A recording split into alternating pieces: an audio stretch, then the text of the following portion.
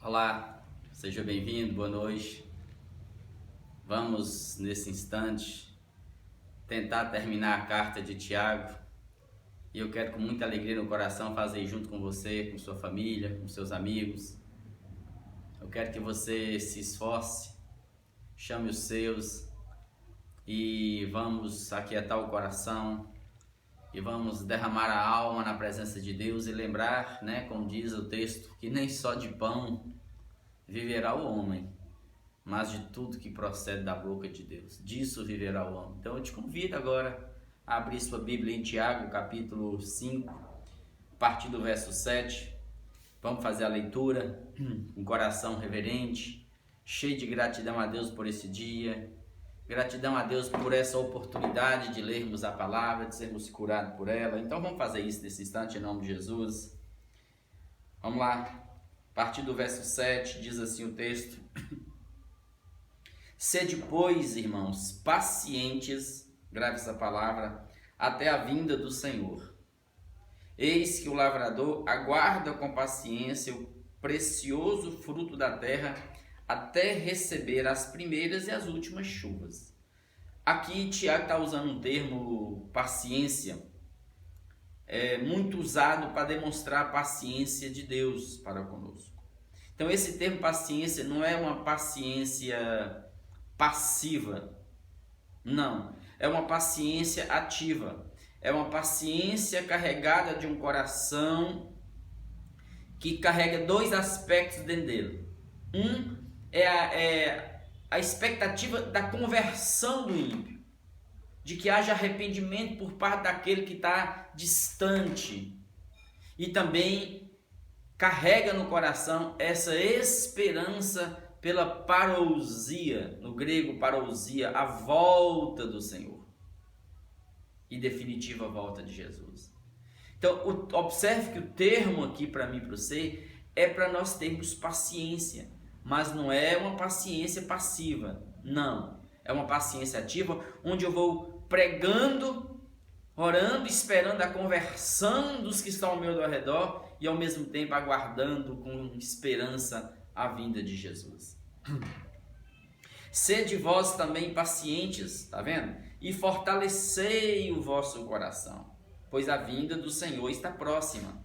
Então a palavra fortalecer o coração é aquilo que tem que ser a tônica nossa. É a fala de Jesus o tempo todo, para que o nosso coração não sobrecarregue com as trocas durante o dia, os feedback que tem. Você enxerga de tudo, vê de tudo, tanto ódio, tanta morte, tanto adultério, tanta banalização do sexo, tanta brincadeira com o sagrado, que o coração seu vai enfraquecendo.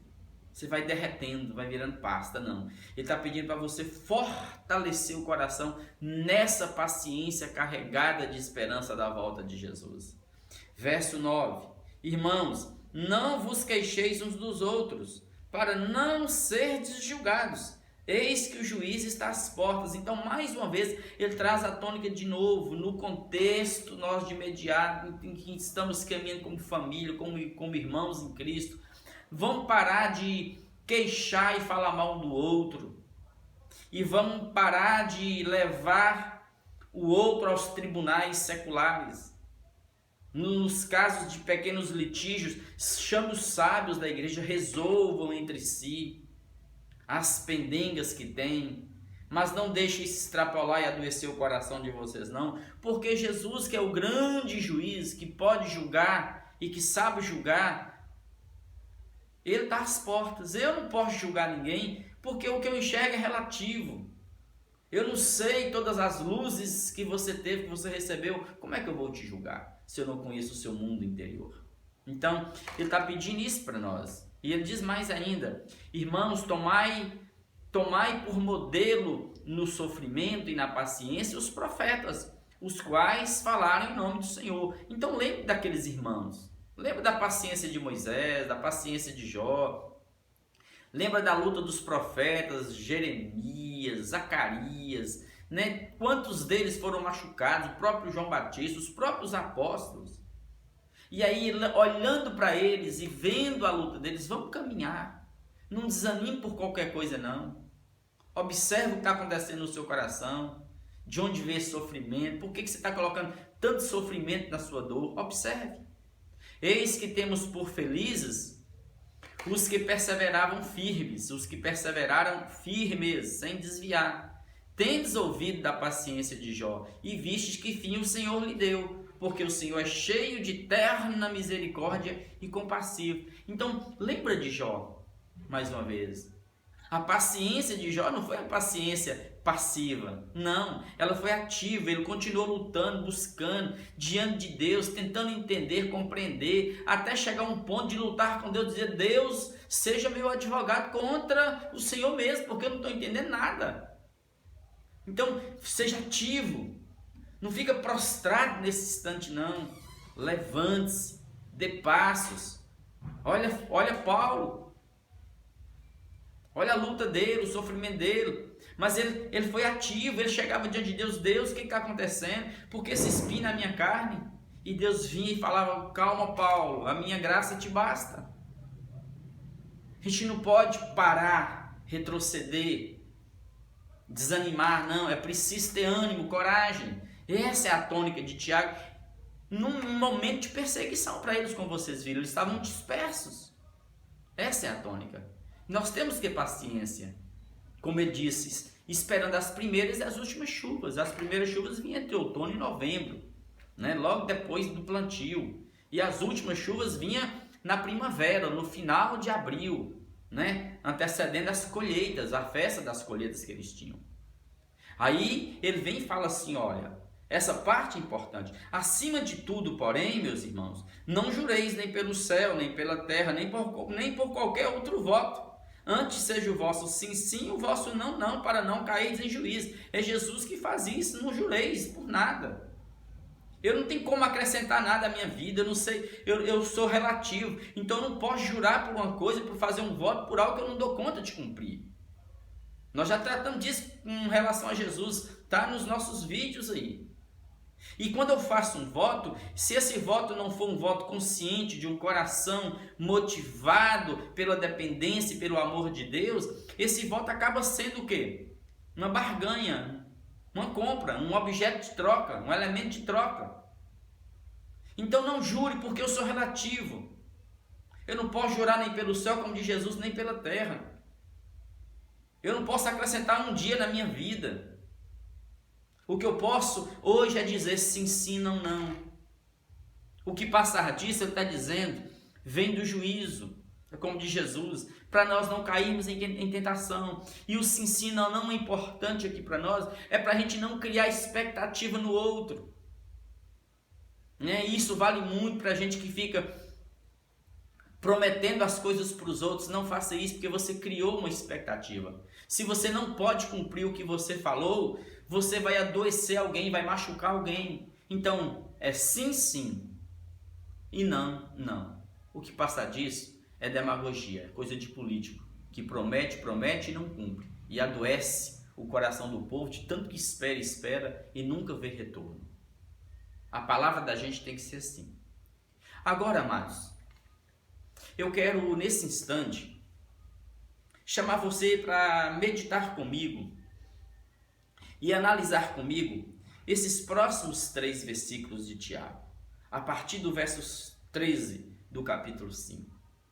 Tiago vai falar de 3 situações práticas do cotidiano nosso, que todo ser humano experimenta, e vai apresentar para nós 3 aplicativos espirituais, 3 princípios espirituais que nós deveremos usar sempre nessas situações nas quais nós vamos nos envolver. Ele diz assim, verso 13: está alguém entre vós sofrendo? Está alguém entre vós sofrendo? Faça oração. Por que faça oração? E porque o sofrimento, ele acompanha a gente. Em função das nossas dores, de habitarmos um mundo caído, as dores vêm, com as dores vêm os sofrimentos. Vai acontecer sofrimento em diversas etapas. E tem momentos na nossa história que a gente sofre sem nem saber a causa. Tem hora que você amanhece que é angustiado daquele jeito, fala, por que eu amanheci assim? O sofrimento, às vezes, você empresta a uma dor que você tem. E você empresta à sua dor um sofrimento que vai além daquilo que aquela dor merece. Então eu não sei qual o tipo de sofrimento que cada um enfrenta no dia a dia. Eu só sei que se estivermos sofrendo, seja com conhecimento da causa, ou seja, mesmo sem entender o porquê do sofrimento, o aplicativo de Tiago é esse: faça oração. Faça oração, ore. Você não sabe porque que sua alma está angustiada, não sabe o porquê do sofrimento, se é químico orgânico, se é em função de um trauma, se é em função de uma perda, não importa. Ore. Ore. E a oração aqui é carregada dessa certeza em fé, de que eu sei que para além do meu sofrimento, existe um Deus que me ama, que me criou e que cuida de mim.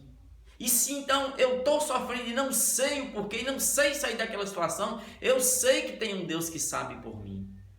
Eu não vejo, mas eu sei que tem um Deus que vê por mim. Então orar é entregar para Deus, é dizer como Jó, no momento de sofrimento dele: Deus, eu constituo o Senhor como meu advogado, defende a minha causa, porque eu não sei o que está acontecendo aí nos bastidores celestiais. Luta por mim, Deus. É muito sofrimento, Deus. Então a oração carrega fé, carrega essa convicção de que para além do meu entendimento, para além do meu conhecimento, para além da minha visão, para além da minha dor, tem um Deus que me criou e que me ama e que cuida de nós. E que vai nos consolar, como ele fez com Paulo no momento de sofrimento de Paulo. Paulo diz que o sofrimento dele chegou ao ponto de desesperar-se da própria vida. Está escrito na carta aos Coríntios. Mas aí ele também fala que Deus o consolou para além das necessidades. Muitos irmãos sofreram. Davi que o diga, Elias que o diga. Sim, amados, ore. Eu te convido nesse instante a fazer isso. Aí ele diz outra coisa: está alguém entre vós alegre, encorajado? Também é uma situação da nossa vida. A vida não é só de dores e sofrimentos. Na vida a gente também tem momentos de alegria, de coragem.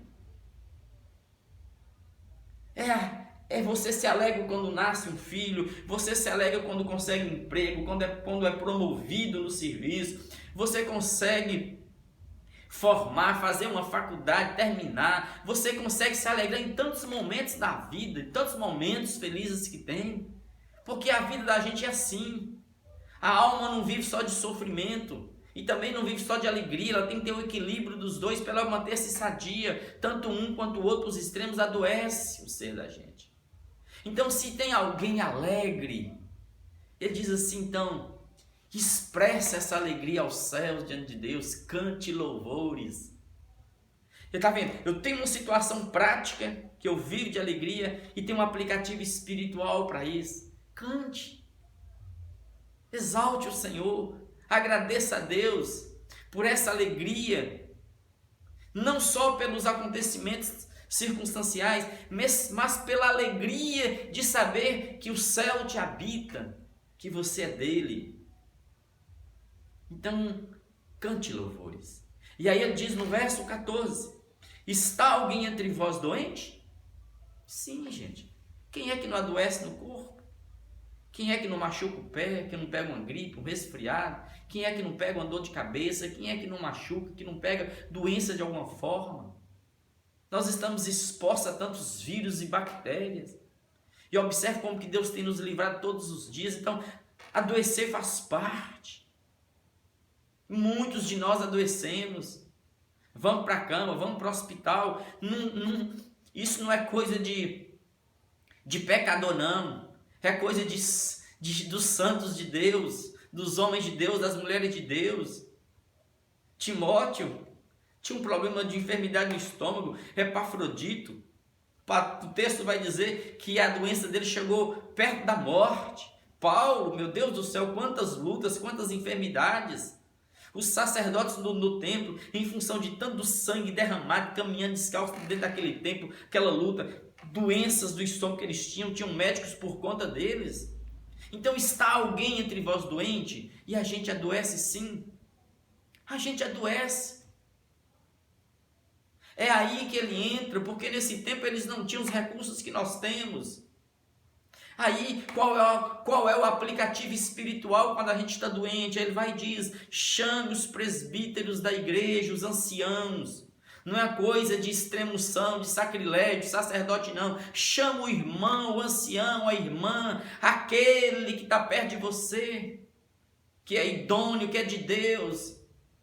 Esse presbítero que é o ancião, o presbiteroso, é o bispo, é o líder, é aquele que está junto com você, que caminha com você, que te auxilia, qualquer alguém mais próximo. Chame os presbíteros da igreja e estes façam oração sobre ele, ungindo-o com óleo em nome do Senhor.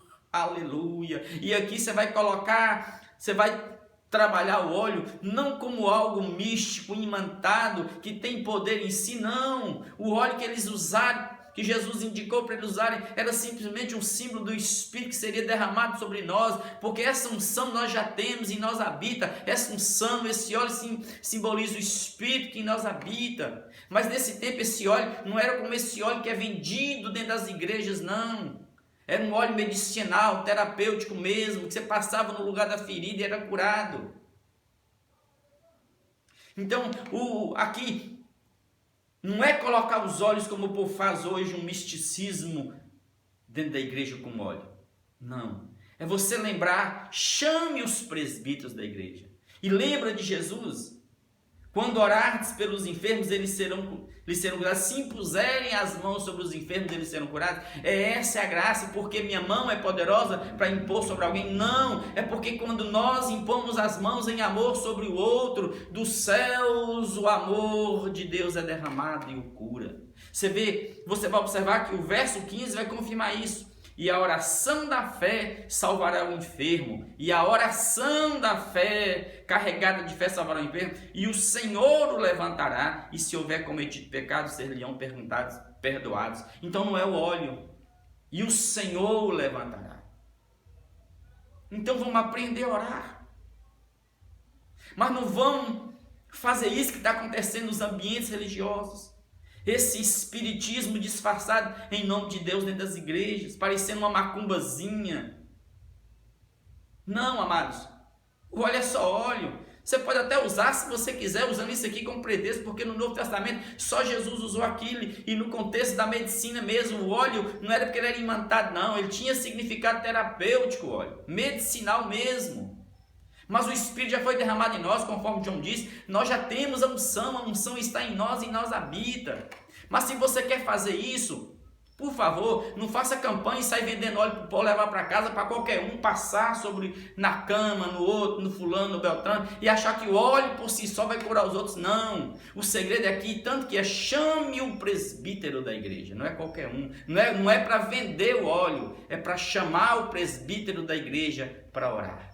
Por favor, vamos limpar nossas igrejas dessa forma de misticismo que tem invadido e tem roubado a fé simples do povo. A fé aqui é colocar em Jesus no coração e crer que Ele restaura e o Senhor o levantará. Então vamos lá, amados. Está sofrendo? Ore. Está alegre, fortalecido? Cante louvores. Está doente? Chame os presbíteros da igreja e faça oração. Unjam. Impõe as mãos, abençoe, num ato de cumplicidade, sentindo a dor dele. Imposição de mãos é se tornar cúmplice do outro, é carregar a dor do outro sobre si. Então não tem a ver com óleo. E o Senhor o levantará. E se ele estiver ali daquele jeito doente, porque cometeu pecado, está cheio de culpa na alma, Deus vai perdoar o pecado dele. Então eu te convido nesse instante em que nós lemos esse texto, eu te convido a orar comigo nesse instante, nesse momento de devocional. Coloque agora diante de Deus sua casa, o irmão que está doente, aquele que está machucado, ferido, adoecido, aquele que está com sofrimentos que talvez ele nem sabe de onde vem a angústia, a dor. Vamos orar nesse instante. E se você também está alegre, cante louvores ao Senhor, mas vamos orar nesse instante. E eu quero orar.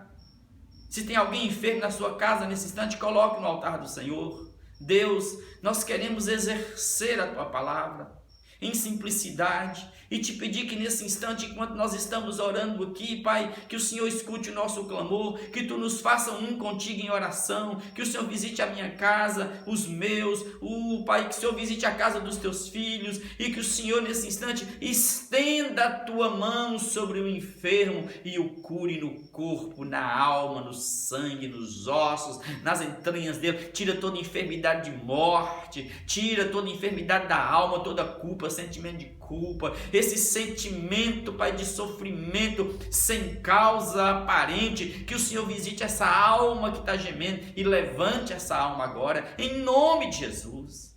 Pela fé nós abençoamos cada um que está orando conosco nesse instante e te pedimos que nesse exato momento o teu Espírito visite cada um e cumpra o teu milagre e que o Senhor seja glorificado e exaltado em nome de Jesus. Muito obrigado por esse momento. É assim que nós oramos, Pai, e queremos terminar aqui a leitura desse livro, em nome de Jesus. Amém, amém, amém.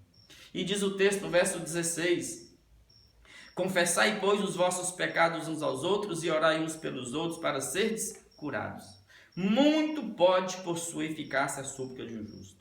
Aí ele dá o exemplo de Elias, mostra o contexto anterior dessa troca, dessa terapia de orar um com o outro, confessar o pecado um ao outro, e fala que Elias era homem semelhante a nós, sujeito aos mesmos sentimentos, e orou com instância para que não chovesse sobre a terra, e por 3 anos e 6 meses não choveu. E orou de novo, e o céu deu chuva, e a terra fez germinar seus frutos. Meus irmãos, se algum entre vós se desviar da verdade, e alguém o converter, sabei que aquele que converte o pecador do seu caminho errado, salvará da morte a alma dele, e cobrirá a multidão de pecado. É óbvio, amado, que nós não temos poder para converter ninguém. Mas quando você vê alguém que está enfermo, doente, cometeu pecado, e você leva o evangelho, e ele se arrepende, você o salva, você o livrou da morte.